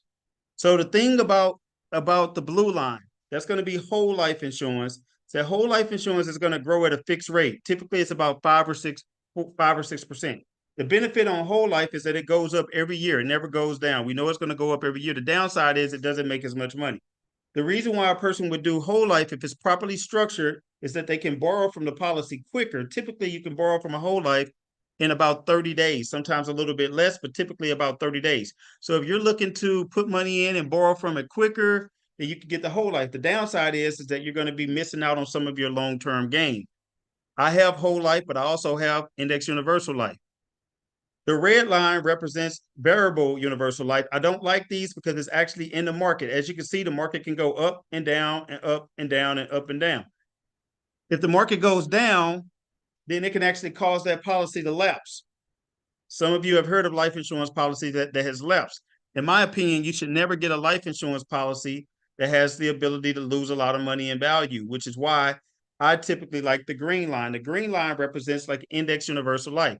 The way that works is when the market goes up, you go up. So for example, when the market went from 100,000 in 1998 to 137, and then when it crashed, it went down to 78,000. But look at the green line. When it was at 100, it went up to 125,000, but they're going to lock in that money every single year. So when the money grows, they're going to lock in that gain. So even when the market goes down, you're going to stay the same. And when the market comes back up, you go back up. And in 2008, when the market crashed, you stayed the same. When the market went back up, you're going to go back up. That's how index universal life works. Now, index universal life is giving you your best chance of sustained growth over time. What I also like about life insurance is that you can borrow from that life insurance and it continues to grow as if you never touched it because you properly structured it right. So when we're looking at the structure of life insurance, kind of go over that really quick with you. So let's just say I had a $500,000 death benefit. There's a minimum amount that I could put into that policy, and there's a maximum amount. Who determines the minimum? The insurance companies, because that's how they make their profit. Who determines the maximum? Wouldn't you know it? The government. Why? Because they want tax dollars, right? There are a lot of ways to type of structure these policies, but in the 80s, what the government did was they said, we don't want everybody hiding money from taxes by putting it into insurance. We want to limit that. So what we're going to do is we're going to create 401k plans, IRAs, qualified plans, and we're going to control that money. So we control when it gets taxed. We control when you take it out. If you take it out before 59 and a half, you're going to get penalized. So we're going to know that we always have that money eligible for taxation in the future, right? Now, if you overfund it beyond what they allow you to do, they're going to call it a MEC. What a MEC means is a modified endowment contract. That means you have put too much money into it, and they're going to treat it just like they treat your IRA, 401k, SEP, or 403b. So if I'm going to put the minimum into a life insurance policy, that's $500, or the maximum, which is $10,000, the $500 is called term. The only benefit of term insurance is that it does have a death benefit. But if I'm going to put money into 10,000 into a policy and overfund that policy, it better have some good benefits. And it does. Some of the benefits are tax-deferred growth, tax-free distributions, competitive returns, very high contribution limits, additional benefits, the ability to borrow from it. It's safe, no loss provisions, which means you can't lose. Guaranteed loan options, which means it doesn't matter what my credit score, doesn't matter if I have a job, I can borrow money from my own money whenever I want to and make it grow. We also are going to want unstructured loan payments, which means if I don't pay it back, it's not the end of the world. I want to pay it back to increase the ability to borrow more, but if I don't pay it back, they're simply going to subtract it from the death benefit when I die. So I'm going to allow my money to keep growing and buy assets so that I can make money 2 to 3 times off the same dollar. And it's also liquidity, use and control of my money, which means that I can use that money even if I'm 30, even if I'm 35. Nobody's limiting when I can take that money. So that is how life insurance works, you all. Now, when I fund my policy, I want to buy the lowest amount of death benefit that I can because I want most of that money to go to the cash value. So I want as much living benefits with as low as death benefits as I can. Why? Because I only pay a fee based on the death benefit. I save 70% when I overfund a policy and pay it the right way, and I can borrow more money about it. Most people have their permanent policies set up wrong. It's set up wrong because they're funding more of the death benefit, which means they're paying 70% more in commissions, and then they wonder why they've had their policy for 3 years and it seems like it hasn't generated a cash value. It's because you funded it wrong. Now, why don't they tell you about this? Because it's hard to get a man to understand something that their wallet depends on them not understanding. They're losing money. They're losing commission by not doing this the right way. So your first asset should and absolutely should be cash value life insurance, because the cash value life insurance is going to give you the ability to borrow. It's going to give you the ability to leverage your money. You're going to be able to put the name of it into the trust. The owner and the beneficiary is going to be able to be in the name of the trust. You can manage your money the way the Rockefellers do. You can create generational wealth, and you can only do that by using the power of life insurance to create that generational wealth. So that's all I got for right now. Hopefully you all have kind of got a reason why life insurance is such a powerful tool, especially when you combine it with the trust. And again, if you visit insurancetrustcall.com, that's insurancetrustcall.com, we're going to know that you're working directly with Christina, and we're going to be able to have the trust conversation, making sure that your policies is in line with your trust, and also making sure that you have the proper coverage and the proper cash flow and tax-free benefits set up. So hopefully that helped. And Christina, the floor is all yours. Can I tell you something? Yes, ma'am. I just had a phone call today with one of your I guess the team. It was Okay. the pre-application, and I think I'm gonna meet with someone for an hour. They're gonna get in touch Okay. with me. Yeah, I definitely need I'm definitely into this, and I want to know more about it. Mutual of Omaha, I just got a little miniature thing just because I'm 71 and I had Okay. open heart surgery, so I wanted to make sure I had a little something something for my Right. kids.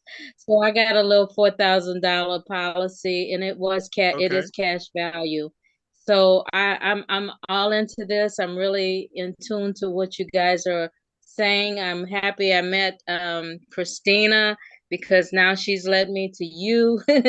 So I just also signed up as an affiliate for Christina tonight. So I just Nice. wanted to let you guys know, hey, I'm ready. I'm team Christina and Marvin. Thank you, Congratulations for Jose. taking action.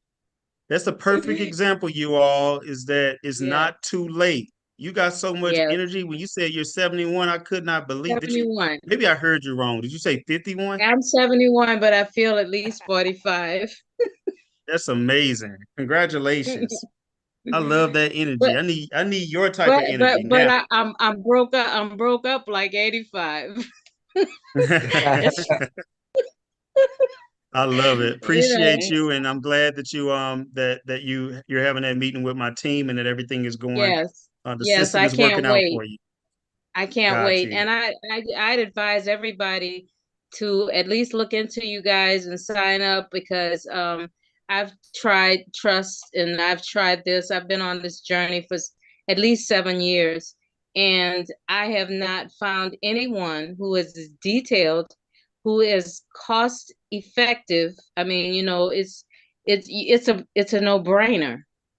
You know what I mean? Absolutely. You're getting three trusts, you're getting videos to go back and reiterate, you're getting groups, you're getting Q&A, you're getting all this, and some people they'll just leave you high and dry, Yeah, and I've that's true. experienced all of that. So Yeah. I'm just saying. So I did Oh, have a question for Marvin too. I'm sorry, I didn't mean to. I hope I didn't. I thought you were finished. I, I'm sorry. I'm sorry. No, the phone was ringing. I advise you guys to just go for it, man. Don't hesitate. You spent money, okay, it's a loss. You take a loss. I took a lot of losses, okay? But I'm like, okay, I'm gonna go for this. I'm gonna go for this. I've completed, okay, I've gotten to the point where I've completed my trust. I've dissolved my LLC. They're in the mail. One is, their certified mail return receipt. I'm all about the business, and I'm getting ready to fax over my SS4 so that I can get my private EIN. So, hey, you got to keep moving, you guys. These people out here are about to drop the hammer on a lot of us who are not aware of what's about to happen. And you guys need to get your stuff in order, even if Listen everything to explodes and there's no listen. no if there's no say for instance computers or anything, at least it's still going to be in existence, even you keep it on paper, or whatever. You just need to just get this done because you just never know what the future is going to hold, and that's Listen to that's that all I want. wisdom, everybody. That is wisdom Yes. right Yes, there talking to you. Definitely respect yes, you, appreciate you, yes, and I ma'am. honor you Yes, for yes, that. sir. So what's going Thank you on, so Yes. Michael? much, Jose. So Marvin, with the max that you can put in for your IUL, your in the was the index universal life insurance. Is it $10,000 per month or is it $10,000 per No, year? no, that number was just an example Oh, okay. of a $500,000 death benefit. But the maximum can be a lot. You know what I mean? It's just they're going to structure your death benefit to be more. They just don't want you to put in. They just don't want you to put in $10,000 and get a $30 million death benefit. You see what I'm Okay. saying? So the more you put in, the more death benefit you got to have. Like I just put in $405,000 lump sum into it, and I'm going to be paying $20,000 every year following. And Okay. I tried to put in 500,000. It was going to be a $10 million death benefit, but they came back and they at first told me I can only put in 250,000. I fought with them a little bit, and I got it up to 405,000. That's the most they Wow. allowed me to put in because they didn't want my death benefit to go past 8 million. because I got so much other death benefit. So it's Right, just a right. matter of allowing you proportionally, your cash value can only be so much proportionate to your death benefit. So if you want Got it. to put more money in, they just will make you increase your death benefit. Well, I want to tell you, Marvin Mitchell, I've been watching your videos for a very long time. I even, like follow your story with the Wendy's and everything like that. And I Oh my thought it was God, that's way amazing. back. Okay. Oh yeah. you know, so I'm definitely gonna be getting with you. And I talked to Christina today about setting up my structuring my trust. And Okay. once I get that out of the way, I'm gonna start working with you so we can kind of get to a place where I can start building some generational wealth.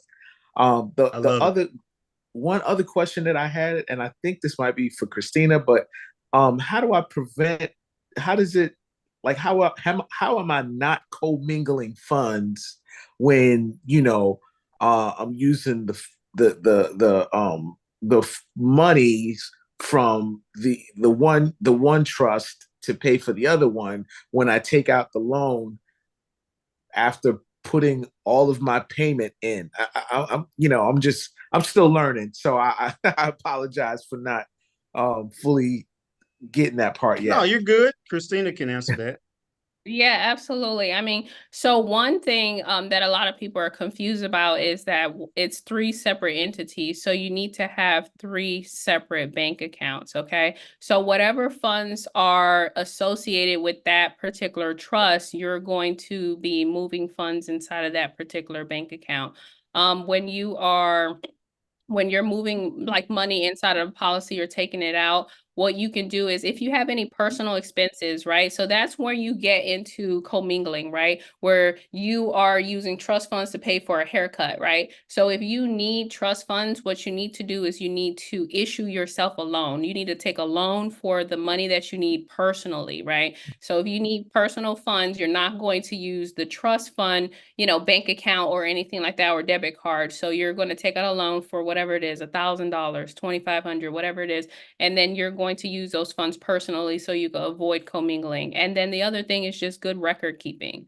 So those are some of the ways that you can avoid commingling. Just make sure you have separate bank accounts. You have, so that you can separate those transactions.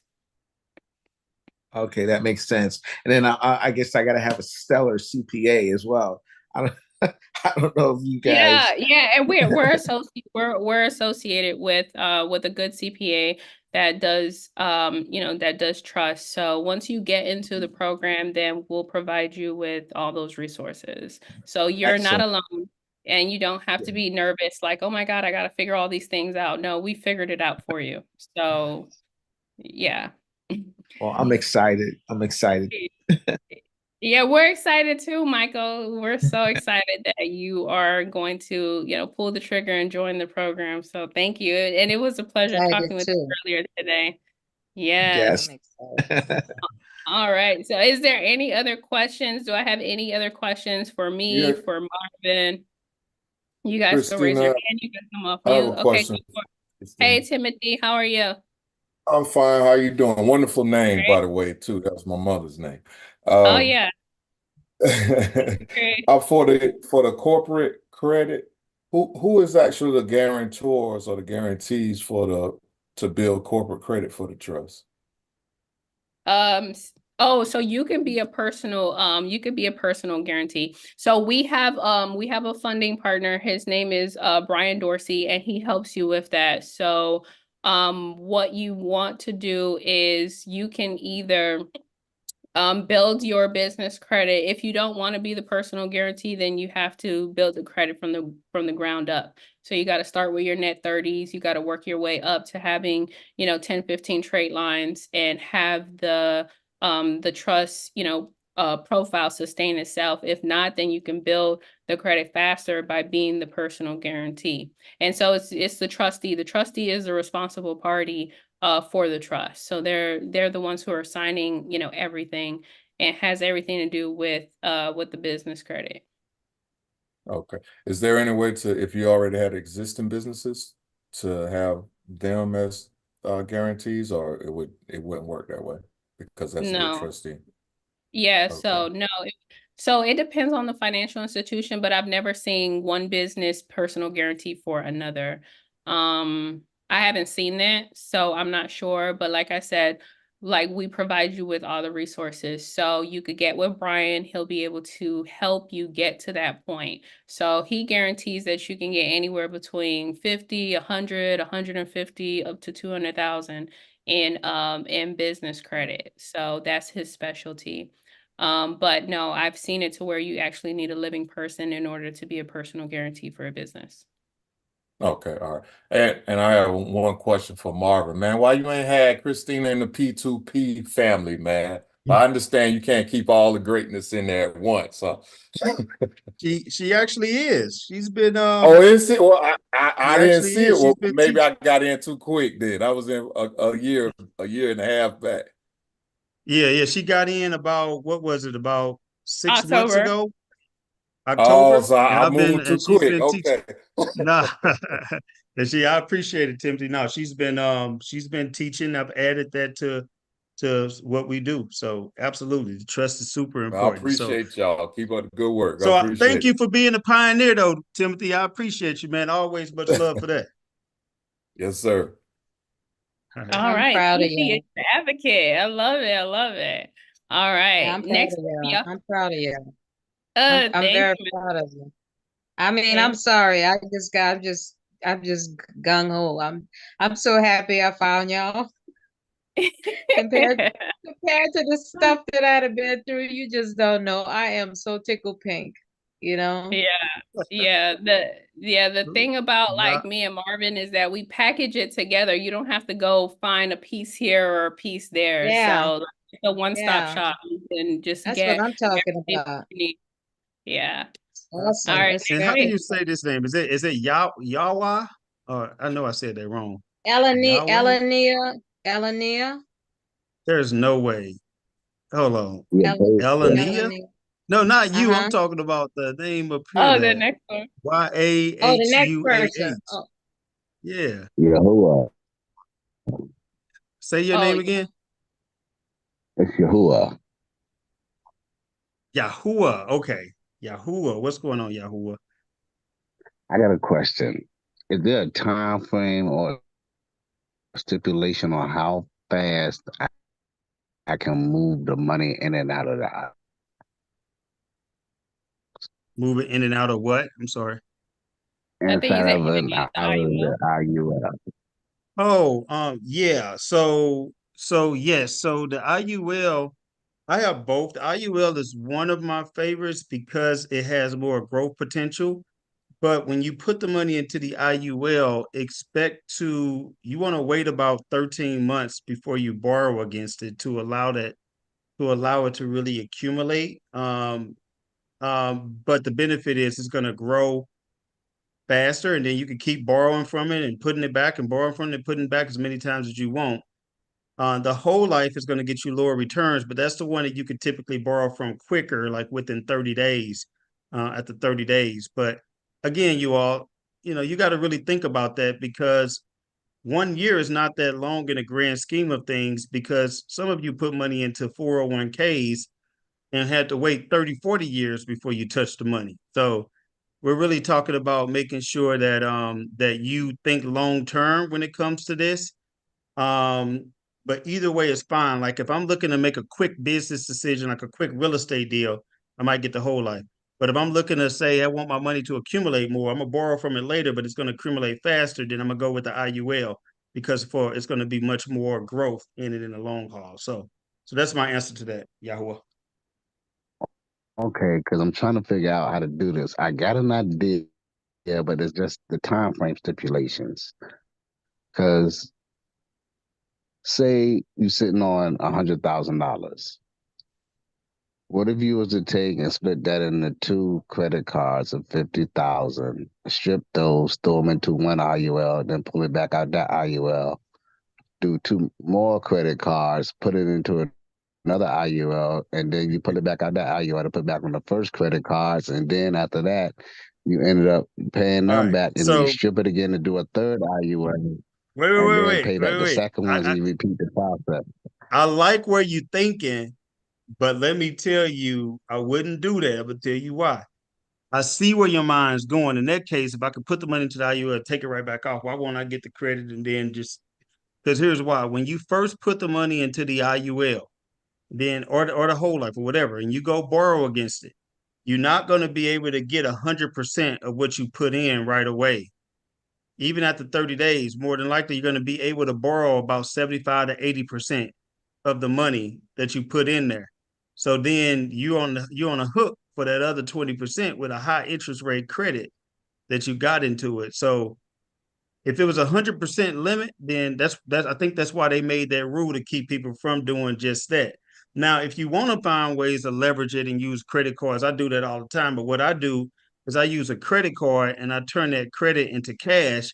Then I go out and I buy maybe a real estate property. Then I take the whole life policy and then pay off the credit card. Now I'm making money on the insurance policy as if I never touched it tax free. And I got all my points from the credit card that I paid off right away. And I'm making money off the real estate asset. So that's a way to leverage it. And then, of course, when you build up equity in the real estate, you could take money out of that equity and then buy you another property. That's how I make money 4 times off the same dollar. So that's the best way to leverage it. But the credit card play won't work that way because you can't get 100% of it. Okay, so what you just told me, if you said you could turn that into 4, what if you could have 100,000 and you can turn that 4 into 8, but you only use 50,000, so that way you have, or either say maybe 70, so you have 30 to cover when you pull out the IUL and turn that 4 into 8. Would you be able to do that? I guess that can work as long as you got you got a way to pay that other 30% and you don't just let it sit there and accumulate interest. Okay.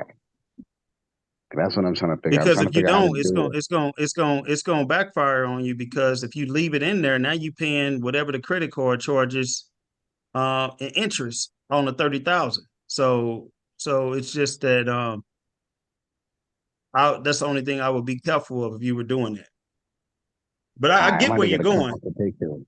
Yeah, I'm about to get a consultation with you and talk with you about it more because I'm trying to figure out if I was to, like, say if I took your strategy, I'm trying to figure out how would I do that but not hit the max so fast because it's like I got ways to And quadruple that's money in another 6 months. thing too, Yahuwah. That's another thing you got to consider and think about too.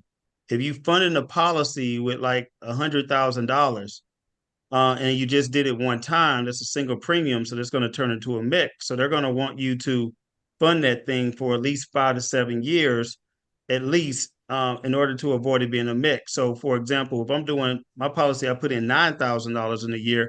I've been doing $9,000 every single year because I don't want it to be a mix. Now, the one that I'm doing $100,000, the one that I did 100,000, I funded that for 7 years. But the one I just did, I did one for $405,000. I structured it to where I got to put in $20,000 every year to keep it from being a mech. So that's one thing. If you're looking to just fund something one time and doing one time, now you're in danger of making it a mech because it has to meet the 7-pay rule.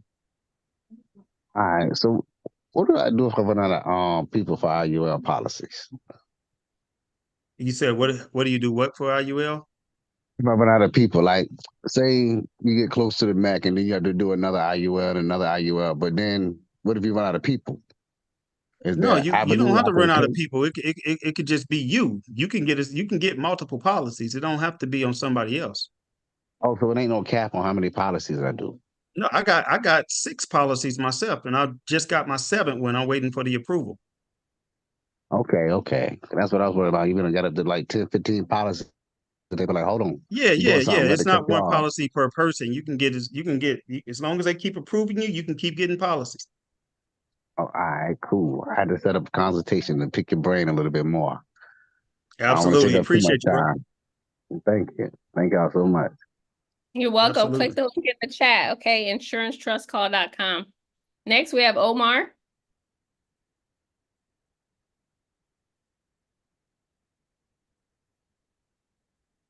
Hey, Omar, you're on mute. We can't hear you. Okay, there we are. How you doing, Christina? Good, awesome. How are you? All right, I finally made one of the webinars. Yes, So, one congratulations. of the lives. I usually watch the recordings on the YouTube, but I'm not able to ask the question. I'm like, I got to get on the live and ask a couple of questions. There Okay, we so go. so just bottom line question, real quick. I put the $200 down, maybe about like last month Okay. for and basically I'm ready to make this happen. And I need Okay. to know, how do I go about? I have a meeting with you Monday for Yep. the like 10-minute live. Okay. So what I want to do is find out, how do I cash you out and get into the next class? Oh, okay. So I can send you an invoice for the balance and then you can get into the next workshop, which is, and I forgot to give the workshop dates. Thank you for that, Omar. So the next workshop is March 25th to the 29th, and the time is 11 a.m. to 1 p.m. Eastern Standard Time.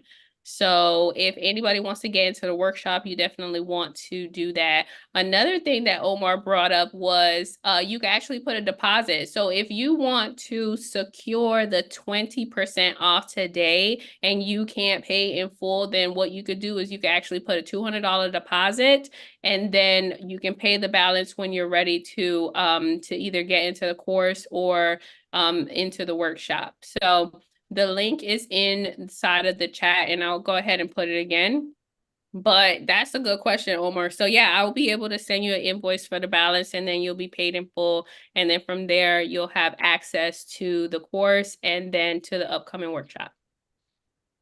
Okay, so how do I send you my email, or do you want to just go ahead and do this I Monday have since I we do have have all that? I have all of your information.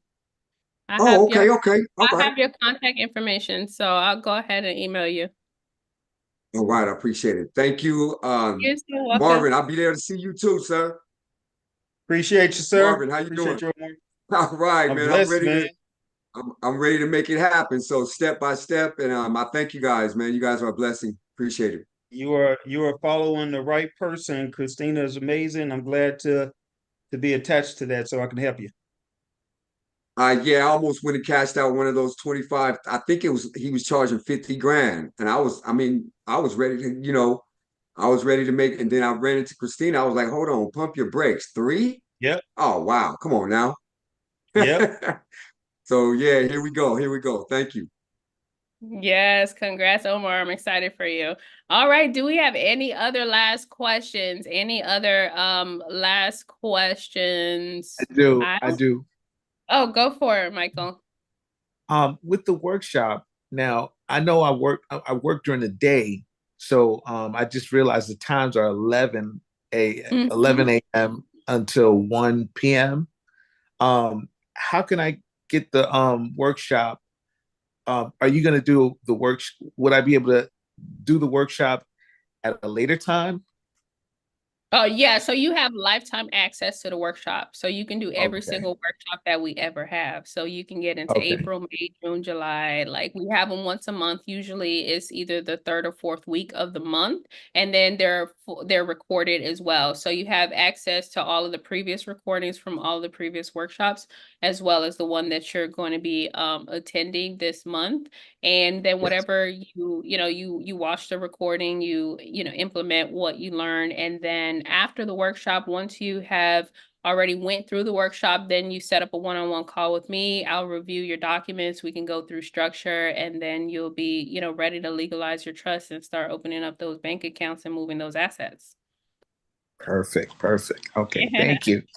You're welcome. All right, guys. So like I said, the links are in Christina, the chat. Yes. can I ask you one question? Oh, yes. Go ahead. Go ahead, Ms. Bay.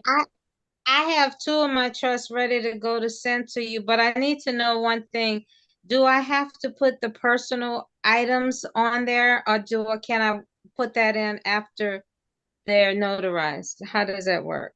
Because So I mean, I feel kind of funny about putting things on the internet because so many people oh, have access to your information. right. So I was Yeah. gonna just type it up, and just include it in the trust. So I was wondering, can I just send you the information? Yeah, you can send me The the trust information. now, Yeah, the so trust now. you can email it to me and then you can update your Schedule B later at your own convenience Okay, and then just print out that one okay. page. Okay, Okay. I'm waiting for EIN for the private trust to come back from the IRS, you know, for the EIN. So that's the only one I'm waiting on. But the other Okay. two are ready to go. Okay. Well, Oh, I'll be ready when you're ready. okay, sweetheart. Thank you. Christina, All when right. you do it yourself, if you run into any hiccups, is it pretty straightforward, or is there a source in the community that you can kind of knock questions off of if you Oh run into yeah, that? so one, we have a program director. So her name is Dana. So you can ask Dana any questions that you have and she'll be able to get them answered for you. And her response time is 24 hours or less. Another thing is you could put it in the Facebook community. You could email me at any point in time. You could book a call with me. The free calls are like 15 minutes. I'll be able to answer your question. And then we also have Q&A every other Tuesday. So like we have Q&A coming up on the 19th, and then every 2 weeks we have, or is it every other week? Every other week we have a Q&A session on Zoom. So you just hop on Zoom and ask your question. So Okay. like when I tell you we're thorough, we're thorough. And if you, I was looking at too when you were saying one of the strategies is getting a policy for people inside of the trust. Do you have any suggestions on ways to leverage those payments for the policies through the trust, or is just pretty much on your own with that? Oh, like to like get the money. Right. So I was telling you guys about like OPM using other people's money using credit. But other than that, I don't know. It's up to you. So you want to put yourself in a position to where the trust is generating its own income, but you know, you're gonna have to find some way in order to fund the trust. And that's why I'm telling you guys like credit is the easy way to do that. Appreciate it. All right. So thank you guys. So like I said, take action on the information that we shared tonight, you guys. This is valuable information that will change the trajectory of your family, change lives. You can actually start to build generational wealth the right way. You could protect your assets. You could preserve your wealth, and it can actually last generations and generations. So I look forward to welcoming you guys into the next upcoming workshop. It is March 25th to the 29th from 11 to 1 p.m. Eastern Standard Time. So you guys can enjoy 20% off for the next 24 hours. Use the discount code TRUST20. Go to wealthytrustee.com. And then you'll be able to put in that discount code. And if you want to put in the $200 deposit, then click the link that is in the chat right now because it's not going to be available after this call, okay? So you guys have a blessed evening. Thank you for rocking with us for the last 2 hours, and I will see you guys on Zoom. Bye. Good night, everybody. Thank you, Christina. You're welcome. Thank you, Good night. guys. Appreciate it. Awesome Good night. presentation. Thank Good you. night.